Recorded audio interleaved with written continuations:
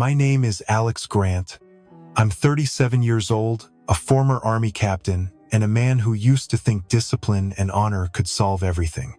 I believed that until the day my ex-wife leaned out of her shiny new SUV, looked me dead in the eyes, and said in front of our 8-year-old son, "You're not a father, Alex. You're a disappointment in uniform." I didn't say anything back. I just stood there with grease on my jeans from the overnight shift at the garage, holding a worn-out toy I found at a thrift store, hoping it would make my kid smile. He didn't even look at me. He just got into the car like I was a stranger on the sidewalk. That was 6 months ago. I live alone now in a 1-bedroom apartment with a leaky faucet and walls thin enough to hear the neighbor's dog pacing at night. Since I left the Army, I've been piecing my life back together with bare hands. My knees still ache from Kandahar. My mind still replays things I'll never speak aloud. But the part that hurts most isn't the past. It's quiet. It's not hearing my son's voice say, "Daddy." I didn't lose a war. I lost my family. And in this kind of battle, there's no armor thick enough to keep you from bleeding out slowly. I used to be the guy people clapped for when I walked through the airport. Uniform crisp, ribbons shining, shoulders back like nothing in the world could knock me down. I served 3 tours overseas. I made it through ambushes, IEDs, and months in blistering heat with no sleep and too much adrenaline.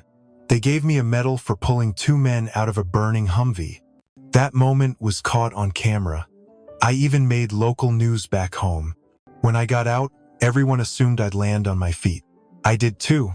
I had leadership experience, discipline, and a spotless record. I had a beautiful wife and a newborn son waiting for me. The plan was simple. Civilian job, mortgage, coaching little league, barbecues with the neighbors. A normal life. But war doesn't leave you clean. It clings to your skin like smoke. I had nightmares almost every night. Woke up drenched in sweat, fists clenched like I was still holding a rifle. I got jumpy in crowds. I drank too much to sleep. I snapped at my wife over little things. And every time I saw my son cry, I hated myself more. I knew I wasn't being the man they needed, but I didn't know how to fix it. I tried therapy. Once, I told the guy about one mission, and he just nodded and wrote things down like I was giving a police statement. So I stopped going. I figured I could muscle through it like I always had. But the truth is, this wasn't a fight I could win by myself. I lost my job first.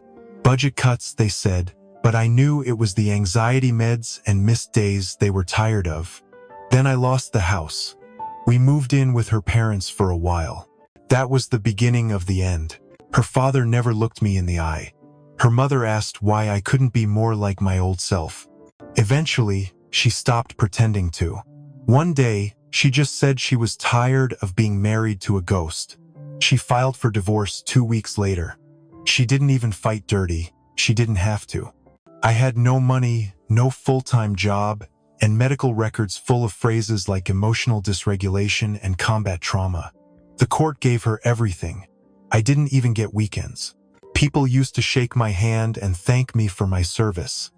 Now they don't meet my eyes in grocery store lines. The only uniform I wear now is oil-stained coveralls at a repair shop run by a guy 10 years younger than me. I show up. I keep my head down.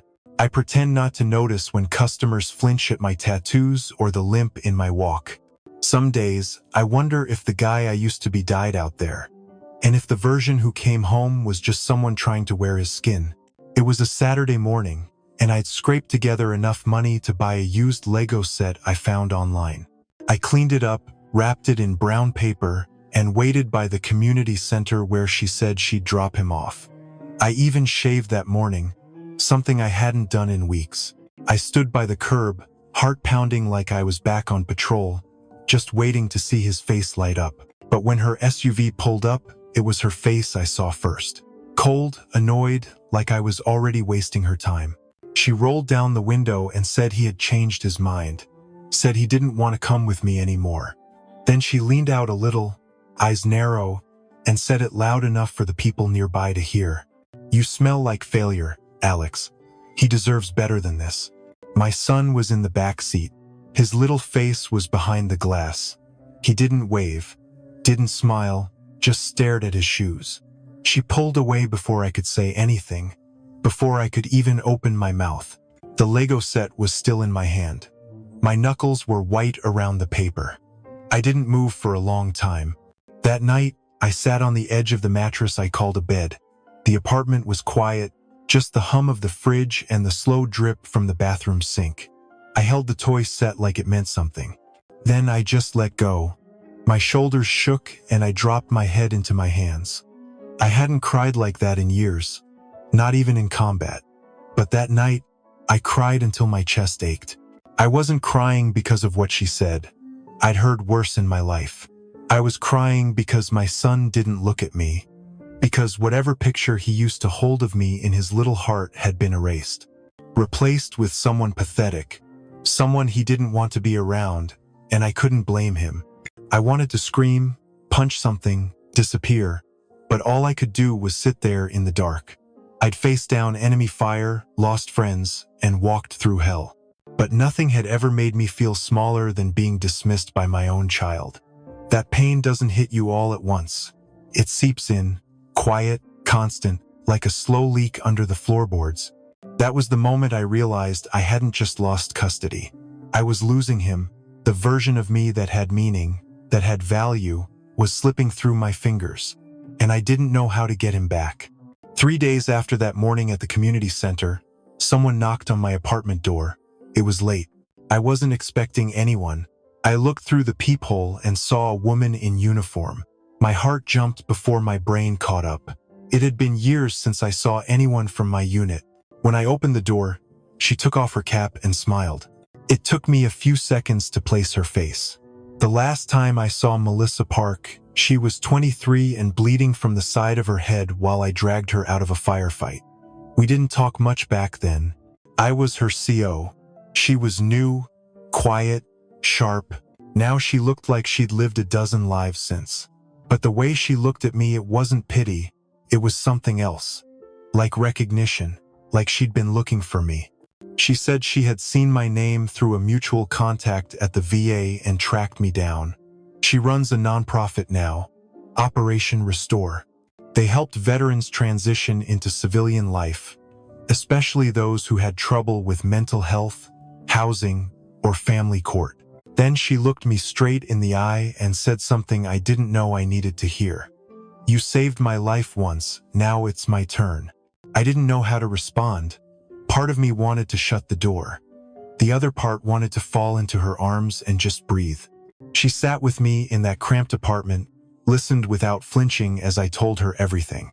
The missed visits, the job loss, the court ruling, the silence from my son.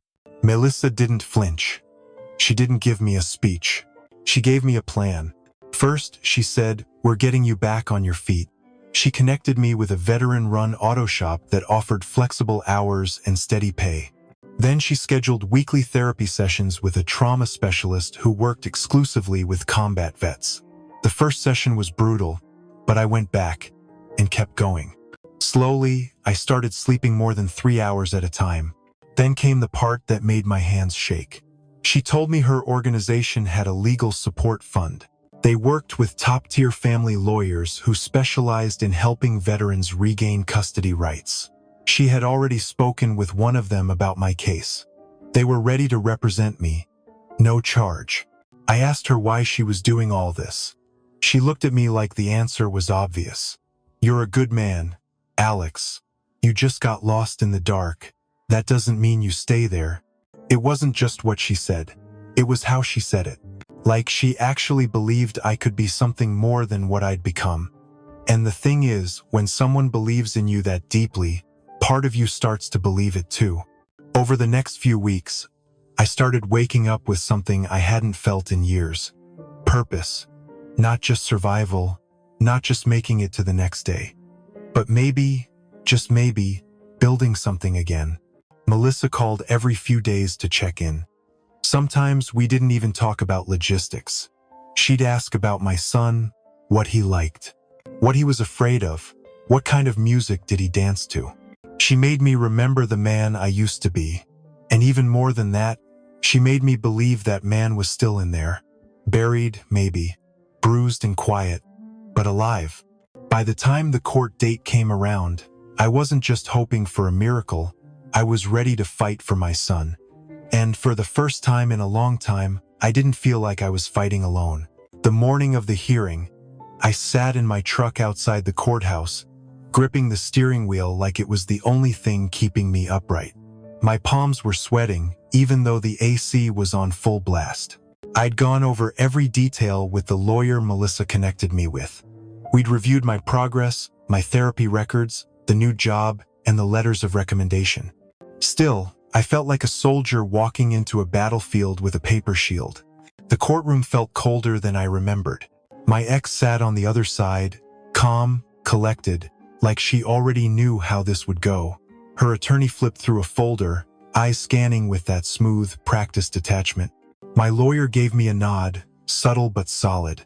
I nodded back, but my heart was racing too fast to process what was said next. Words like character assessment, stability, and parenting capability flew around the room like drones without feeling. I had done everything they told me to do. Weekly sessions with the trauma counselor, never missed a single one. Got a steady paycheck, kept my living space clean, and even signed up for a parenting course through the vet center. But I couldn't shake the feeling that none of it was enough. I wasn't polished, I wasn't perfect. And part of me still carried the weight of those dark months, like invisible scars they could smell on me the moment I walked in. When they asked me to speak, my throat tightened. I looked at the judge, at my ex, and then at the empty chair where my son was supposed to sit later that day. I told them the truth. I told them I wasn't trying to erase the past. I was trying to build a future my son could be proud of. One where he'd know his dad didn't quit on him, even when everything else fell apart. After I sat down, my lawyer squeezed my shoulder, but I could tell she didn't know how it would go either. Family court isn't about medals or memories. It's about who looks like they can give the child the safest, cleanest version of love. That's what hurt most. I had love. I just didn't have the kind that fits neatly into paperwork and witness statements. The judge said he'd take everything under advisement. We'd have to wait for a decision. As I walked out of that room, I felt like I'd left part of myself behind on that stand. The part that still believed effort alone was enough. But then I remembered what Melissa had told me the night before. You already showed him who you are. Now let the truth do its work. 2 days after the hearing, I got a call from my lawyer. She said the judge had received something unexpected, a letter, handwritten, from my son. I didn't know he was even allowed to submit anything, but apparently, his school counselor helped him put it together. It was added to the official file and read aloud in chambers. My lawyer asked if I wanted to hear it. I couldn't find the words, so she read it to me slowly, every syllable like it was stitched onto my skin. He started by saying he missed me, that he remembered when I used to make his oatmeal with extra cinnamon, even though I didn't eat it myself. I let him wear his superhero cape to the grocery store and told strangers he was in charge. He wrote about the time I stayed up with him all night when he had a fever, and how I held his hand even when he was too old to admit he was scared. He wrote about how I never yelled, not even when I was tired or angry, and how I always listened, really listened, like what he said mattered. He wrote that sometimes, when he was at his mom's, he wished he could call me just to hear my voice before bed. That he kept the tiny plastic soldier I gave him on his nightstand and told people it was magic. That it kept bad dreams away. Then he wrote that he didn't care if I didn't have a big house or a new car. He didn't care if I messed up sometimes. He just wanted to be with his dad. The last line knocked the breath out of me. He wrote, "My dad is my hero. I don't care what anyone says. I just want to go home to him." My lawyer didn't say anything after she finished. Neither did I.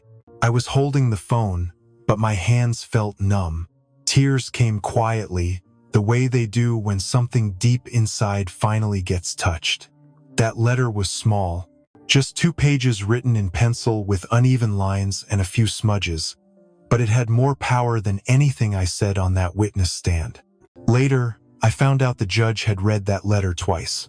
Once alone, once in front of the attorneys. No one spoke during it, not even my ex. For all the forms, reports, and expert opinions, nothing cut through like the voice of a child saying, "This is the person who makes me feel safe." It didn't matter what I had lost. That letter reminded me of what I still had. And for the first time in a long time, I felt like I had already won something that mattered. The court granted us shared custody. Every other week, I get to pick up my son from school, and every time he sees my truck, he runs like he's coming home from war. He jumps into my arms, backpack swinging, already asking what we're doing for dinner. We have a routine now: breakfasts with too much syrup, movie nights with popcorn everywhere, long walks where he asks questions about the army and listens like it's the most important story in the world. He likes to play a game called Rescue the Captain. He puts on my old fatigue shirt, grabs a plastic helmet, and says he's coming to save me. He hides behind the couch, rolls into the kitchen, throws me a Nerf grenade, and then shouts, "I got your six, Dad." I laugh every time. Not just because it's funny, but because I know what it means. Somewhere deep in his heart, he still sees me as someone worth saving. Melissa offered me a part-time role at her nonprofit. I speak with other vets now, guys who are where I used to be. Lost, numb, tired of starting over. I don't give them advice. I just listen. And when they're ready, I tell them what someone once told me.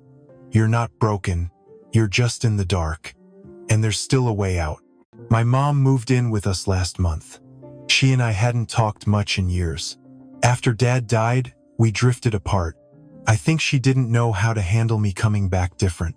But now, with her grandson running through the living room, she laughs more than I ever remember. Sometimes, after he's gone to bed, she puts a hand on my shoulder and says she's proud of the man I've become. We're not perfect. Some days are still heavy. But now we carry them together. My son and I are rebuilding something steady, something quiet.